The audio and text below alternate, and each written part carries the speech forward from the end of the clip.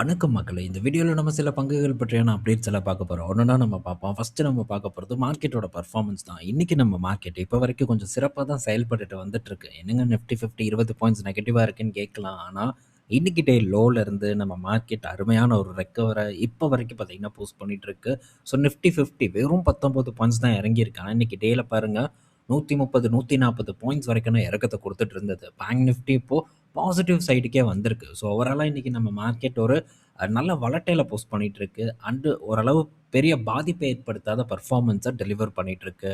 அடுத்தது இன்னைக்கு நம்ம மார்க்கெட்ல ஒரு இம்பாக்ட்டான செக்டார்ன்னு பார்த்தா அது ஐடி செக்டார் தான். ஸோ ஐடி செக்டார்ல இப்ப வரைக்குமே பெருசா எந்த ஒரு ரெக்கவரியும் ஏற்படல. டிசிஎஸ், HCL டெக், இன்ஃபோசிஸ்ன்ட்டு அனைத்து ஐடி நிறுவன பங்குகளும் இன்னைக்கு டேட்ல ஒரு சரிவ தான் வந்து போஸ்ட் பண்ணிட்டு இருக்கு. எதுலயுமே சிறப்பான ஒரு பெர்ஃபார்மன்ஸ் இப்ப வரைக்கும் ஏற்படல. 2% வரைக்கான இறக்கம் இன்னைக்கு ஐடி நிறுவனங்கள்ல ஏற்பட்டிருக்கு. ஸோ ஐடி இண்டெக்ஸ் மட்டும் ஓவராலா பார்க்கும்போது 1.5% வரைக்கான சரிவ இப்ப வரைக்கும் பார்த்தீங்கன்னா போஸ்ட் பண்ணிட்டு இருக்கு. ஸோ ஐடி செக்டார் இன்னைக்கு ஒரு பாதிப்ப சந்திச்சுட்டு இருக்கு. கொரியா மார்க்கெட் இன்னைக்கு லீவு. ஸோ அதோட இம்பாக்ட் கூட இருக்குமான்னு பார்த்தா அதுவும் இல்ல. மேபி அமெரிக்கா மார்க்கெட்ல இன்னைக்கும் இந்த ஏஐ ரிலேட்டட் பங்குகள் ஒரு நல்ல பெர்ஃபார்மன்ஸ குடுக்கலாம் அப்படின்னு நான் நினைக்கிறேன். அடுத்தது ஸோ நிஃப்டி 50ல இருக்கக்கூடிய கம்பெனிஸ் பற்றியான அப்டேட்டு. ஸோ நிஃப்டி 50ல இருக்கக்கூடிய 50 கம்பெனிஸோட பெர்ஃபார்மன்ஸ் எப்படி இருக்குன்னு பார்த்தா, 10 குவார்ட்டர்ல இந்த காலாண்டு தான் ஒரு வளர்ச்சியான ஒரு காலாண்டா நிஃப்டி 50ல இருக்கக்கூடிய கம்பெனிஸ்க்கு அமைஞ்சிருக்கு. ஸோ ப்ராஃபிட் குரோத் பார்க்கும்போது 10 குவார்ட்டர் ஹைல இருக்கிறதாவும் தகவல் வந்து கிடைச்சிருக்கு. ஸோ இது நல்ல செய்தியா தான் பார்க்கப்படுது. பட் இருந்தாலும் பெருசா ஒரு மாற்றம் இல்ல. ஸோ பல கம்பெனிஸ் பார்க்கும்போது ரொம்ப புவரான பெர்ஃபார்மன்ஸ குடுத்துருக்கு. சில கம்பெனிஸ் நல்ல பெர்ஃபார்மன்ஸ குடுத்துருக்கு. ஸோ அப்படி பார்க்கும்போது ஓஎன்ஜிசி நல்ல பெர்ஃபார்மன்ஸ், ரிலையன்ஸ் நல்ல பெர்ஃபார்மன்ஸ் அண்டு ஏர்டெல், ஜேஎஸ்டபிள்யூ இதெல்லாம் பெட்டர் பெர்ஃபார்மன்ஸ பார்த்தீங்கன்னா டெலிவர் பண்ணியிருக்கு நிஃப்டி 50க்கு. ஸோ அதே மாரி indigo, ITC, doctor Reddy, Tata அடுத்தது சிப்லா போன்ற நிறுவனங்கள் பார்க்கும்போது புவரான ஒரு பெர்ஃபார்மன்ஸ வந்து டெலிவர் பண்ணிட்டு இருக்கிறதாவும் தகவல் வந்து கிடைச்சிருக்கு. ஸோ ஐடிசி இப்ப பார்த்தீங்கன்னா, திரும்ப ஒரு புது லோவ நோக்கி நகர்ந்து போயிட்டுருக்கு. ஸோ ரீசென்ட்டா ஒரு பெர்ஃபார்மன்ஸ் வந்துச்சு. இப்ப திரும்ப பார்த்தீங்கன்னா, ஒரு இறக்கத்த நோக்கி ஐடிசி நகர்ந்து போயிட்டுருக்கு. ஸோ இங்க மேலும் மேலும் பிரஷர் பார்த்தீங்கன்னா, பில்ட் ஆயிட்டு இருக்கிறத நம்மளால பார்க்க முடியுது. ஸோ ஒரு நல்ல சப்போர்ட் இங்க ஃபார்ம் பண்ணுச்சு. பட் இப்ப திரும்ப அத உடைச்சுட்டு கீழ போக ஆரம்பிச்சிருக்கு. $273 ட்ரேட் ஆயிட்டு இருக்கு. புது ஒரு லோவ பார்த்தீங்கன்னா, இப்போ ஐடிசி ரீச் பண்ணியிருக்கு. ஸோ இன்னைக்கு நைட்டு மேக்ஸிமம் பார்த்தீங்கன்னா, இந்த எஃப்எம்சிஜி பங்குகள் பற்றியான ஒரு அப்டேட் வந்து மெம்பர்ஷிப் வீடியோல இருக்கு. ஸோ நைட் ஒரு 10 இல்ல ஒரு 11 மணிக்கு வந்து போஸ்ட் பண்றதுக்கு நான் ட்ரை பண்றேன்.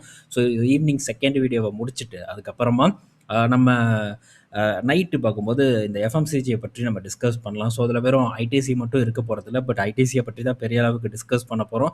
கூடவே மற்ற எஃப்எம்சிஜி நிறுவனங்கள பற்றியும் நம்ம பார்க்க போறோம். அது போக ஸோ இந்த எஃப்எம்சிஜி இடிஎஃப்ப பற்றியும் நம்ம இன்னும் கொஞ்சம் விரிவா வந்து பார்க்க போறோம். அதுக்கான ஒரு அவசியம் ஏற்பட்ட ஒரு காரணத்தினால நம்ம அத இன்னைக்கு டிஸ்கஸ் பண்ண போறோம். பிளான்லயே இல்ல. ஸோ நான் வேற ஒரு வீடியோ வந்து பிளான் பண்ணியிருந்தேன் இந்த வீக்குக்கு. பட் அத வந்து இப்ப தள்ளி போடக்கூடிய ஒரு சூழ்நிலை ஏற்பட்டிருக்கு. ஸோ ஃபர்ஸ்ட்டு நம்ம இந்த எஃப்எம்சிஜிய பத்தி மெம்பர்ஷிப்ல பார்த்துட்டு, அடுத்தது நான் பிளான் பண்ணி வச்சிருந்தேன். இன்னொரு ஒரு அப்டேட்ட வந்து இந்த வீக்ல ஏதோ ஒரு நாள் போஸ்ட் பண்றதுக்கு ட்ரை பண்றேன். அது போக அந்த ஃபார்மா ரிலேட்டடான அப்டேட் வேற இருக்கு. ஸோ அது இன்னும் வந்து முடிவடையக்கூடிய இடத்துல இருக்கு. அத பற்றியும் நம்ம பார்ப்போம். அது எப்படி நான் போஸ்ட் பண்றதுங்கிற டவுட் இருக்கு. ஏன்னா, அதுல ஒரு லென்த்தான வீடியோவா போடுறதா, இல்ல ஒரு 10 நிமிஷம் வீடியோவா மேக் பண்றதாங்கிற ஒரு சந்தேகம் இருக்கு. ஸோ ஒன்ஸ் வந்து அதெல்லாம் ஃபிக்ஸ் பண்ணிட்டு, கண்டிப்பா இந்த அப்டேட்டையும் லைன் பை லைனா நம்ம மெம்பர்ஷிப்ல டிஸ்கஸ் பண்றதுக்கு ட்ரை பண்ணலாம். ஓகே. ஸோ நெக்ஸ்ட் அப்படின்னு நம்ம பார்க்கும்போது இந்த ஐடிசி தான். ஸோ ஐடிசி இப்போதைக்கு சரிவ குடுத்திருந்தாலும் கூட அக்யூமுலேட் பண்றதுக்கான சான்சஸ் இருக்கு. ஸோ ஐடிசிய பொறுத்தவரைக்கும் அதுல மாற்று கருத்து இல்ல. ஸோ 200 போகுமா? அதுக்கு தான் வந்து ஆர்வத்தோட பார்த்துட்டு இருக்க வேண்டியதா இருக்கு. பட் 200 அப்படிங்கிறது ஐடிசி எல்லாம் இறங்குறதுக்கு கண்டிப்பா காலம் எடுத்துக்கும் அப்படின்னு நம்ம எடுத்துக்கலாம். ஸோ இறங்கும் அப்படின்ட்டு உறுதியாவும் நம்ம சொல்ல முடியாது. பட் இறங்குச்சுன்னா, நான் டெஃபினட்டா வந்து இந்த இடத்துல என்னோட பிளான எக்ஸிக்யூட் பண்ணுவேன். ஸோ வெயிட் பண்ணுவோம். நம்ம என்ன நடக்குதுங்கிறத பார்ப்போம். ஸோ அக்யூமுலேட் பண்றதுக்கான சான்சஸ் இந்த இடத்துல இருக்குங்கிறதுல மாற்று கருத்து இல்ல. ஸோ நல்ல ஒரு டிப்ப குடுத்திருக்கு. பீக்ல இருந்து ஒரு 45% வரைக்கான சரிவு பார்த்தீங்கன்னா, ஐடிசில இப்போ ஏற்பட்டிருக்கு. ஸோ அடுத்தது தூத் டிரான்ஸ்மிஷன் ஐபிஓ பார்த்தீங்கன்னா, இன்னைக்கு லிஸ்ட் ஆயிருச்சு. லிஸ்டிங் கெயின்னு பார்க்கும்போது 38% வந்து லிஸ்டிங் கெயின் கிடைச்சிருக்கு. ஒரு நல்ல லிஸ்டிங் கெயின் அப்படின்னு நம்ம சொல்லலாம். அதே மாரி நிறுவனத்தோட மதிப்பீடு பார்க்கும்போதும் ரொம்ப கொஞ்சம் தூக்கலா தான் வந்து இருக்கு. ஸோ இப்ப லிஸ்ட் ஆயிருக்கக்கூடிய கம்பெனி கூட கம்பேர் பண்ணும்போது, அதுக்கு ஈக்குவலான ஒரு பிரீமியம்ல தான் இந்த நிறுவனம் பார்த்தீங்கன்னா, இப்ப ட்ரேட் ஆயிட்டு இருக்கு. ஸோ ரொம்ப மதிப்பீடு அதிகமாவும் வந்து பியர்ஸ் கூட கம்பேர் பண்ணும்போது இல்ல. அதுக்கு ஈக்குவலா ட்ரேட் ஆயிட்டு இருக்கு. பட் இது ஒரு ஓவர் வேல்யூட் ஸ்டாக். அத நம்ம கண்டிப்பா ஞாபகம் வச்சுக்கணும். ஸோ இது லிஸ்ட் ஆயிருக்கு. எனக்கு இது அலர்ட் ஆச்சு. இத நான் ஹோல்டு பண்ணுவேன். என்ன ரீசன்னா, ஸோ குரோத் வந்து இந்த இடத்துல நான் எக்ஸ்பெக்ட் பண்றேன். அதன் காரணமா இந்த நிறுவனத்த மதிப்பீட வந்து ஒரு பெரிய ஒரு பொருட்டா எடுத்துக்காம, குரோத்த அடிப்படையா கொண்டு இந்த நிறுவனத்தில நான் தொடர்ந்து பயணிக்கலாம் அப்படிங்கிற ஒரு திட்டத்த இதில வந்து நான் போட்டிருக்கேன். மேபி அது சக்சஸ் ஆகலாம். இல்லன்னா ஃபெயிலியர் கூட ஆகலாம். ஸோ என்னோட பாடு என்ன நடக்குது அப்படிங்கிறத பார்ப்போம். ஸோ ஈவில ஒரு நம்பிக்கை இருக்கு. குறிப்பா 2 வீலர்ஸ் அண்ட் 3 வீலர்ஸ்ல ஒரு நல்ல குரோத் பேசஞ்சர் வெஹிக்கிள காட்டிலும் இருக்கும் அப்படிங்கிற எதிர்பார்ப்பு இருக்கு எனக்கு. ஸோ அது தான் நடந்துட்டும் இருக்கு. ஸோ பலரும் கண்ணால பார்த்துட்டு தான் இருக்கோம்.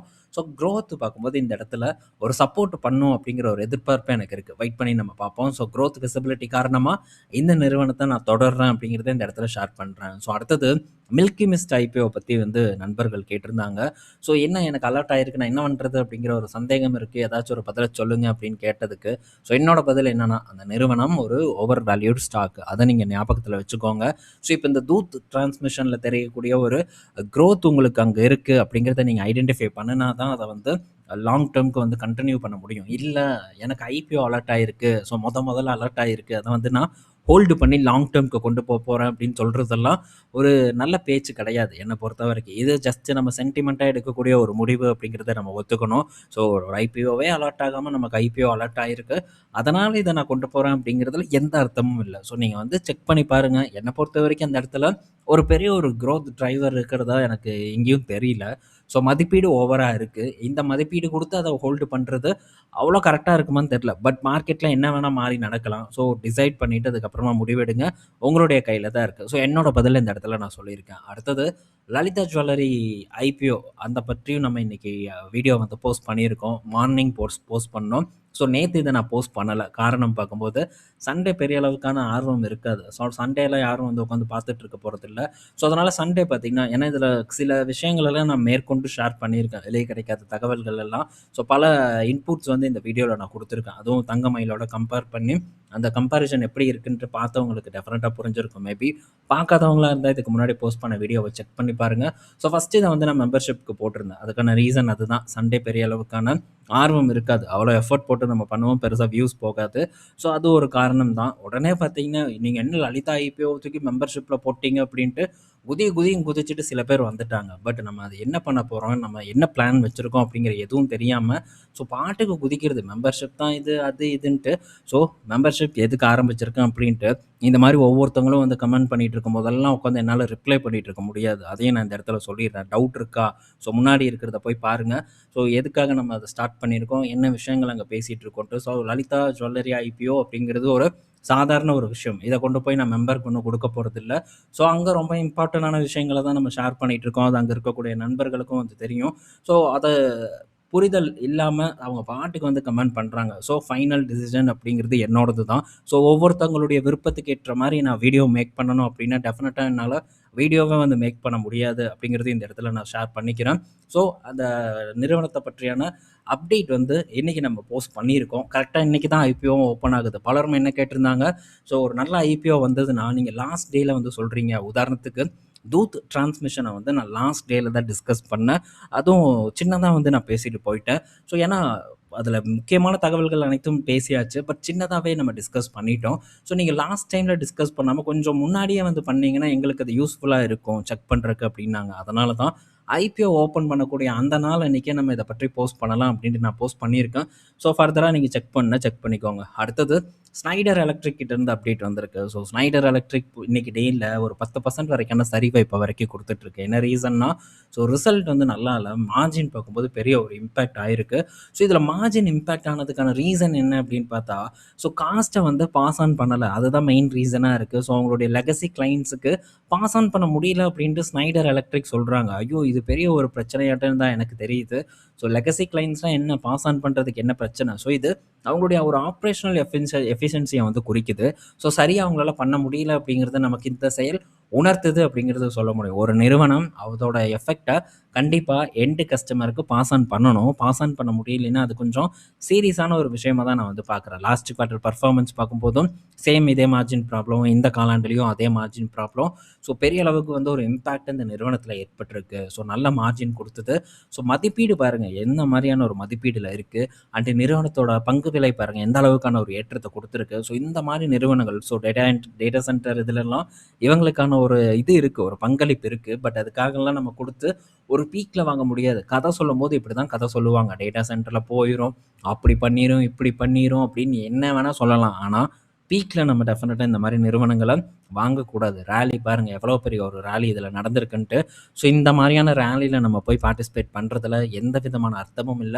மதிப்பீடு சரியா இருக்கணும். அண்ட் குரோத்த நம்ம கரெக்ட்டா வந்து ஐடென்டிஃபை பண்ணணும். ஸோ டேட்டா சென்டர் என்னமோ நாளைக்கு ஓப்பன் பண்ற மாரி இதோட மதிப்பீட கொண்டு போய் தூக்கி வச்சுட்டு, ஸோ ரீட்டெயில் இன்வெஸ்டர வாங்க வாங்கன்னு கூப்பிடுறதுல எந்த அர்த்தமும் இல்ல. போனா நம்ம மாட்டிக்குவோம். ஸோ டேட்டா சென்டர் வளர்ச்சிங்கிறது அடுத்த 5 ஆண்டு கால திட்டம். நாளைக்கு ஓப்பன் ஆக போறதில்ல. அடுத்த வருடத்துல ஓப்பன் ஆக போறதில்ல.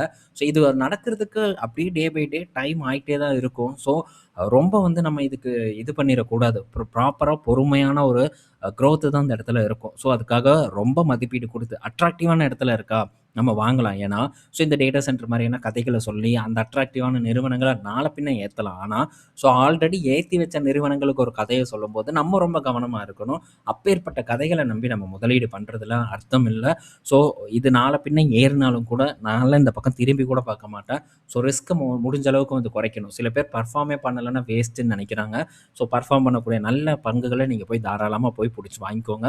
டெஃபினட்டா நான் வந்து அத பண்ண மாட்டேன். நான் பண்றத தான் இந்த இடத்துல ஷேர் பண்றேன். ஸோ எந்த அட்வைஸும் உங்களுக்கெல்லாம் குடுக்குறதும் கிடையாது. ஸோ நான் என்ன பண்றேன், ஸோ என்னுடைய டிசிஷன் எப்படி இருக்கு, நான் எப்படியெல்லாம் டிசைட் பண்றேன் அப்படிங்கிறத இந்த இடத்துல நான் விவரிக்கிறேன். அது மேபி உங்களோட ஒரு அனாலிசிஸ்க்கு யூஸ்ஃபுல்லா இருக்கலாம் அப்படிங்கிறது என்னுடைய ஒரு பார்வையா இருக்கு. ஸோ அதத்தான் இந்த இடத்துலயும் நான் பண்ணிட்டு வந்துட்டுருக்கேன். ஓகே. ஸோ நெக்ஸ்ட் பார்த்தீங்கன்னா, எம்&எம்க்கு பெரிய அளவுக்கான டார்கெட்ட குடுத்துருக்காங்க. ரூ. 4,800 வரைக்கும் போகும் அப்படிங்கிற மாரியான விஷயங்கள வந்து குடுத்துருக்காங்க. ஸோ இப்போ புது கார் லான்ச் பண்ணியிருக்காங்க நம்ம பார்த்தோம். பட் அதோட வெற்றியெல்லாம் பெரிய அளவுக்கு இருக்குமா அப்படிங்கிறது சந்தேகத்துக்குரிய ஒரு விஷயம் தான். ஸோ ரொம்ப பெரிய டார்கெட் குடுத்துருக்காங்க. பெரிய அளவுக்கு எக்ஸ்பெக்ட் பண்றாங்க. நடக்குமான்னு தெரியல. நான் எக்ஸ்பெக்ட் பண்ற கீழ வந்ததுன்னா நல்ல சான்ஸ் இருக்குன்ட்டு வந்தா பார்ப்போம். இல்லையா போயிட்டே இருப்போம் அப்படிங்கிறது என்னோட ஒரு கருத்து. ஓகே. ஏன்னா எத்தன பங்குகள் இருக்கு தெரியுமா சான்ஸ குடுத்துட்டு. ஸோ அந்த மாரியான நிறுவனங்கள் பின்னாடி ஃபோக்கஸ் பண்றதுக்கே காசு பத்த மாட்டேங்குது. ஸோ அவ்வளோ தட்டுப்பாடா இருக்கு. ஏன்பா லிக்விட் ஃபண்ட் தான் இருக்கே அப்படின்னு நீங்க கேட்கலாம். ஸோ இந்த மாரியான சூழ்நிலையில தூக்கி நான் லிக்விட் ஃபண்ட் எல்லாம் யுட்டிலைஸ் பண்ணிட்டேன்னா, நாள பின்ன ஒரு சரிவு ஏற்படுது. ஏதாச்சும் ஒரு பெரிய இம்பாக்ட் நம்ம மார்க்கெட் வைடா ஃபுல்லா எல்லா செக்டாரும் பாகுபாடே இல்லாம அடிச்சு இறக்குனாங்கன்னா, அப்ப பணத்துக்கு நான் எங்க போறது? மந்த்லி இன்கம் வாங்குற நம்மள மாரி ஆட்கள், ஸோ அந்த மாரியான டைம்ல வாங்கவே முடியாது. அப்ப போய் நீங்க கடன் கேட்டீங்கன்னா, கடனும் குடுக்க மாட்டான். ஸோ கடன் வாங்கி முதலீடு பண்றதும் கொஞ்சம் ரிஸ்க் தான். ஏன்னா எல்லா பணத்தையும் தூக்கி இதில போட்டுருவோம். அதுக்கப்புறம் வட்டி கட்டிட்டு இருப்போம். அது ஒரு பெரிய ஒரு தலைவலி. ஸோ எல்லாத்துக்கும் தயாரா இருக்கணும். நாளைக்கு நடக்குது, நடக்கல அது 2வது. ஆனா மேபி நடந்தா என்னப்பா நம்ம பண்றது? அப்படிங்கிறத வருமுன் காப்போம்னு சொல்லுவோம். வரவுக்கு முன்னாடியே நம்ம கொஞ்சம் யூகிச்சு நடக்குது, நடக்கல. ஸோ இப்ப நமக்கு உடம்பு சரியில்லன்னு சொல்லியா ஹெல்த் இன்சூரன்ஸ் போடுறோம். நாள பின்ன ஏதாச்சும் இம்பாக்ட் ஏற்படுதுங்கிற காரணத்தினால தான் ஏதாச்சும் ஒண்ணு ஏற்பட்டுருச்சுன்னா என்ன பண்றதுங்கிறதுக்காக தான் இன்சூரன்ஸுங்கிற ஒரு ப்ராடக்ட்ட நோக்கி நான் போறோம். அதே மாரி தான் லிக்விட் ஃபண்ட நான் ஒரு இன்சூரன்ஸா பார்க்குறேன். இன்கேஸ் ஏதாச்சும் ஒரு பஞ்சாயத்து மார்க்கெட்ல ஏற்படுதுன்னா மட்டும் தான் லிக்விட் ஃபண்ட யூஸ் பண்ணுவேன். ரொம்ப பெரிய ஒரு இக்கட்டான சூழ்நிலை மேபி ஏதாச்சும் ஒரு இடத்துல வந்தா யூஸ் பண்ணலாம். அதுக்காக எல்லா இடத்துலயும் அக்யூமுலேட் பண்றதுக்கெல்லாம் லிக்விட் ஃபண்ட தூக்கி நம்ம யூஸ் பண்ணணும்னா, கண்டிப்பா நம்மளால அடுத்த கட்ட ஏதாச்சும் ஒரு டவுன்ஃபால் வந்ததுன்னா, வேடிக்கை தான் பார்க்கணும். இருக்கக்கூடிய பங்குகள வித்து தான் திரும்ப வாங்கணும். அப்படியே எடுக்கக்கூடிய முடிவுகள் எல்லாம் கம்ப்ளீட்டா தவறா தான் வந்து அமையும். ஸோ அதனால ரொம்ப வந்து கேர்ஃபுல்லா இருப்போம். எப்பேர்ப்பட்ட சூழ்நிலை வந்தாலும், அத ஹேண்டில் பண்ணக்கூடிய அளவுக்கு நம்மளுடைய திட்டம் இருக்கணும் அப்படிங்கிறத மட்டும் ஞாபகத்துல வச்சுக்கோங்க. நடக்குது, நடக்கல 2வது திட்டம் நம்மகிட்ட இருக்கணும். ஸோ அதே தான் ஐடிசிக்கும் நான் ஷேர் பண்ணேன். அதே தான் HDFCக்கும் ஷேர் பண்ணேன். மேபி நடந்ததுன்னா என்ன பண்ணணும் அப்படிங்கிற திட்டம் முன்கூட்டியே இருந்ததுன்னா, ஏமாற்றம் வராது. இங்க பெரும்பாலானோர் அந்த திட்டத்தையே போடுறதில்ல. நான் வாங்குனதுக்கப்புறம் ஏறும்டா அப்படிங்கிற மாரியான ஒரு மைண்ட் செட்ல ஓடுறாங்க. அது நடக்காது. மார்க்கெட்ல இந்த மாரி நம்மள போட்டு ப்ரெஷர் எடுக்கும். பிச்சை எடுக்கும். ஒவ்வொரு சைக்கிள் ஒவ்வொரு மாரி நம்ம உணர்ச்சிகளோட விளையாடும். ஸோ அதெல்லாம் கடந்து நம்ம வெற்றி பெறணும்னா, ஸோ கண்டிப்பா நம்ம பெரிய அளவுக்கு ப்ரிப்பேர் பண்ணியிருக்கணும். அப்படி நம்ம ப்ரிப்பேர் பண்ணலன்னா மார்க்கெட்ல சக்சஸ் ஆக முடியாதுங்கிறத நான் திரும்ப இந்த இடத்துல ஆணித்தனமா பதிவு பண்ணிக்கிறேன். ஓகே. ஸோ ரொம்ப பொறுமையா, ஸ்லோவா போவோம். இப்போதைக்கு மந்த்லி இன்கம்ம வச்சு முதலீடு பண்றது என்ன பொறுத்தவரைக்கும் சரியா இருக்கும்னு நான் நினைக்கிறேன். ஆ மேபி ஃபியூச்சர்ல பெரிய ஒரு கரெக்ஷன், கிராஷ் நடக்குது அப்படின்னா, அப்போ நம்ம பெரிய அளவுக்கு விளையாடுறதுக்கு ட்ரை பண்ணுவோம். அந்த டைம்ல என்ட்ட காசு இல்ல அப்படின்னலாம் சொன்னா, ஒண்ணுமே பண்ண முடியாது. ஸோ, அதுக்கேத்த மாரி இப்பவே நீங்க ப்ரிப்பேர்டா இருந்துக்கோங்கங்கிறது என்னுடைய கருத்து. ஓகே. ஸோ இந்த வீடியோல நம்ம பல இன்ஃபர்மேஷன் பார்த்திருப்போம். பயனுள்ளதா இருக்கும்னு நான் நினைக்கிறேன். ஈவினிங் நம்ம இன்னொரு வீடியோல மீட் பண்ணுவோம். பாய் மக்களே!